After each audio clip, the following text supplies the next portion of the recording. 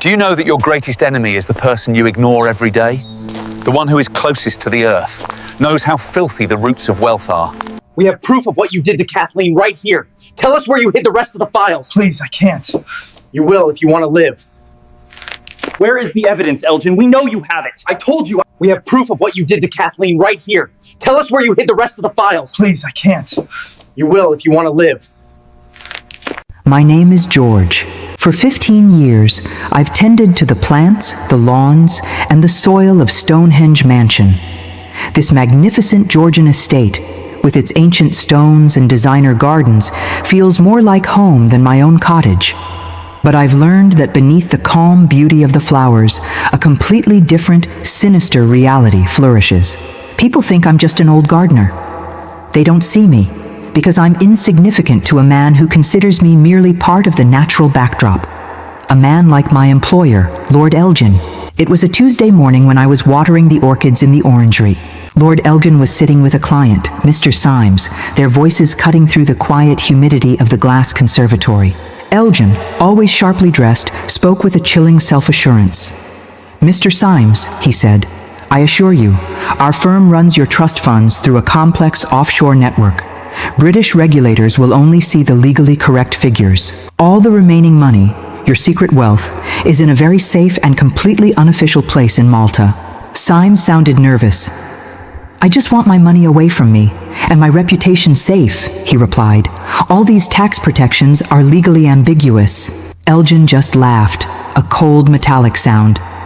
"That is where emotions are saved in digital form, Mr. Symes. We don't think emotionally. We only look at profit.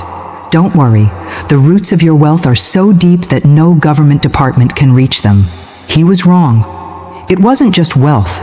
They were playing with the nation's finances. And the biggest crack was right where Lord Elgin had the most confidence. He forgot that a gardener doesn't just look at the topsoil. He cares about the health of the roots. That afternoon, in the quiet of my small tool shed, my world shifted. While preparing my daily report, I found something unusual tucked under an old basket, hidden amongst my tools. It was a financial diary. It belonged to Elgin's former assistant, a woman named Kathleen. As I read her frantic handwriting, a knot formed in my stomach. She wrote, "Elgin forced me to sign false documents for company funds. He threatened to stop my sick mother's nursing home fees. I'm doing this under coercion." My hands trembled. Elgin wasn't just a thief. He was a blackmailer, preying on his own people.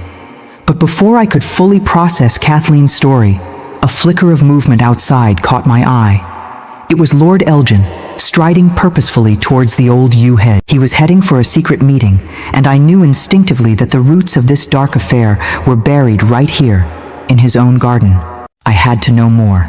Cautiously, I made my way to the greenhouse, its glass panes distorting the evening light. I hid behind a large fern, my heart pounding against my ribs as Elgin met two figures in the fading light. Their clothes were nondescript, but their voices were cold and dangerously sharp. "This extortion is becoming too much," Elgin hissed, his usual confidence replaced by a raw, angry fear. "I already paid you 2 large settlement sums. You are still threatening to give all my fake investment details to the Financial Crime Unit. Don't you realize my connection with DI? Ford?" One of the blackmailers laughed, a low, cruel sound. "We don't care about your connections," he said. "We only want our share of your ill-gotten gains. The millions of pounds you stole through SSL Holdings are known to us. We demand the price of our silence." Elgin was wringing his hands, a man utterly trapped. Fine. I'll give you another installment," he stammered. "But don't touch my original records. They are so sensitive that if they got out, my career and my entire family would be ruined." Listening from the shadows, everything clicked into place. Kathleen's diary wasn't lying. Elgin wasn't just a predator. He was also prey. The man who thrived on suppressing the weak was now being crushed by his own secrets. The irony was suffocating. To expose the truth and find justice for Kathleen, I realized I might have to save a criminal from other criminals. The next day, I was in the mansion's library, the scent of old leather and wood polish thick in the air. I was dusting the shelves when Lord Elgin entered, his face pale and drawn. He walked straight to a large, antique map of Dorset hanging on the wall, pulling out his phone. He spoke in a low, urgent whisper. "Yes, I have secured the original documents. I can't trust them. These blackmailers have become too dangerous." As he spoke, his finger traced a path on the map, stopping at a specific mark. "It's near the estate's old irrigation system, where no one would think to look." A jolt went through me. He didn't know that I'd cleaned and studied that very map for 15 years. I knew every line, every forgotten landmark. I immediately recognized the spot. It was an abandoned pump house near a rusty iron strongbox half buried in the earth. That was it. That was where Lord Elgin hid his truth, his strongbox of sins. I had the location, but a box like that would be locked. Now I needed to find a way to access it, and that path, I suspected, would be opened by a key. An old copper key, hidden somewhere within the walls of this grand, deceptive mansion. That evening, with Elgin away in London, I knew my window of opportunity had arrived. Kathleen's diary had been my guide, my map through this labyrinth of deceit. It spoke of a special copper key, a key Elgin kept locked away in the drawer of an old British trunk case in his drawing room. The drawer itself was secured by a lock, but Kathleen, in her final terrified scrawl, had left me the code, a 4-digit number. It wasn't just a random sequence, it was the date her mother was admitted to the nursing home. As I punched in those numbers, I felt a chill. This code wasn't just about gaining access, it was a measure of Elgin's cruelty, a cold, calculated number that represented his power over Kathleen's life. The lock clicked open. There, nestled inside a soft velvet pouch, was the key. It was an old, beautiful piece of copper, heavy in my hand, engraved with a family crest that seemed to mock the very idea of honor. This was it, the key to the strongbox of sins. Later that night, under the cloak of a moonless sky, I made my way to the garden irrigation site. The map from Kathleen's diary was burned into my memory. The air was still, the only sound the distant hum of the city. I began to dig, my hands working cautiously, moving the earth with quiet precision. I didn't have to go deep. Soon, my shovel struck something hard and metallic, a rusty iron strongbox. Here, buried in the depths of the earth, lay the dirtiest truth. My hands trembled slightly as I inserted the copper key into the lock. It turned with a stubborn groan, the sound of long-kept secrets being forced into the light. The heavy, rusted lid creaked open, and there it was. Not gold, not jewels, but something far more valuable. The box was filled with financial ledgers, stacks of them, dating back years. Beside them lay a small, encrypted digital drive. This was the complete story of the Symes family's corruption, a detailed account of everything from their intricate tax evasion schemes to the brazen misappropriation of trust funds meant for the city's poorest citizens. The evidence was finally in my hands. This wasn't just simple fraud, it was a betrayal on a national scale. It was the exploitation of public trust. These ledgers meticulously detailed how Lord Elgin had systematically leveraged his position, stripping the vulnerable of their rights and weaving a vast web of blackmail to protect his empire. He was a predator hiding in plain sight, and this was his confession. I pulled out my old smartphone. Its cracked screen glowed in the darkness as I began the painstaking process of photographing every critical page, every damning entry. I needed undeniable proof, a digital trail that couldn't be erased or denied. Every click of the camera shutter felt like a small victory. I took high-quality images of each ledger, ensuring every number and note was crystal clear. Then, I carefully removed the digital drive. For a few tense moments, I worked to connect it and transfer its contents to a secure, secret cloud server I had prepared. The data was now safe, duplicated far from Elgin's reach.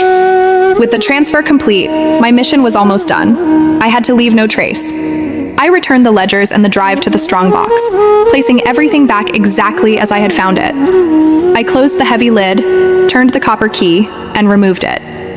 Then, I carefully filled the hole, patting down the soil, scattering loose leaves over the top until the ground looked untouched, as if its dark secret had never been disturbed.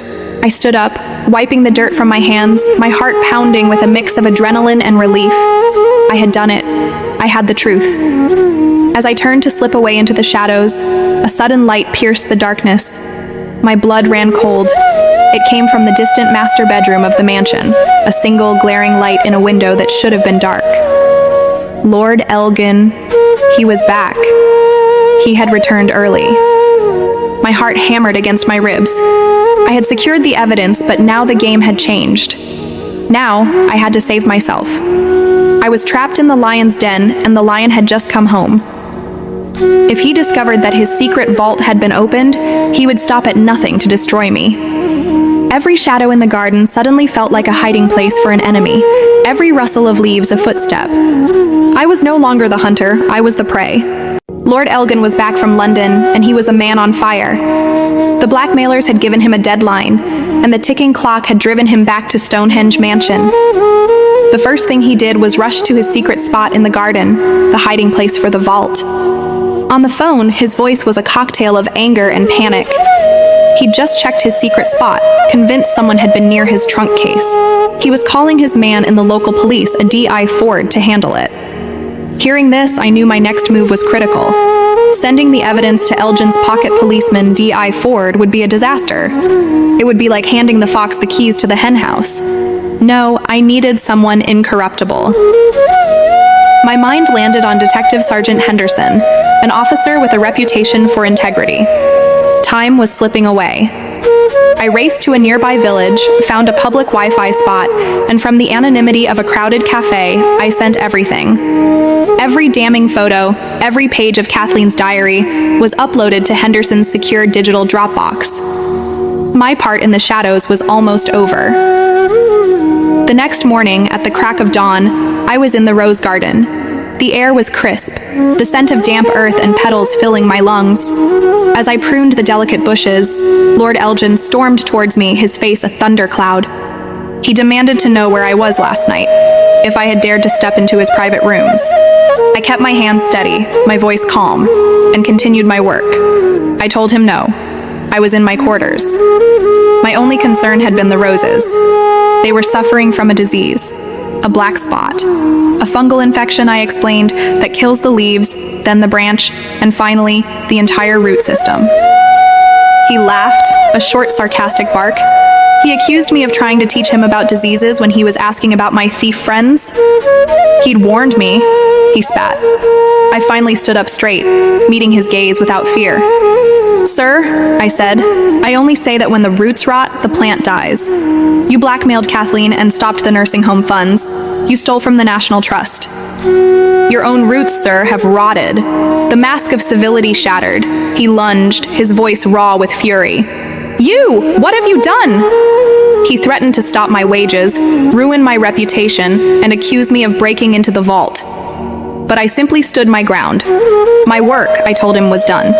He could accuse me of whatever he wished, but I had already delivered the truth. Just as his hand rose to strike me, a sound ripped through the morning quiet. The wail of sirens.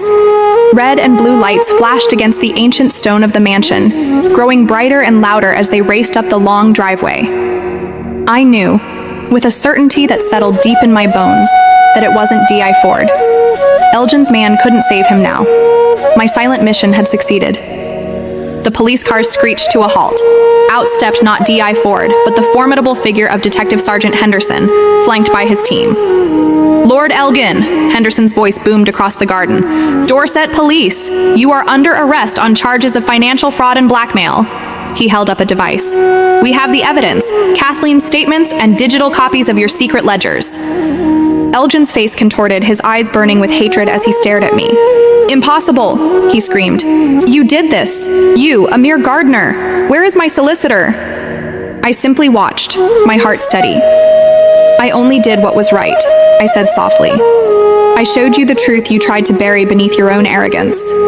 As Henderson cuffed him, reading him his rights, the grand mansion seemed to exhale.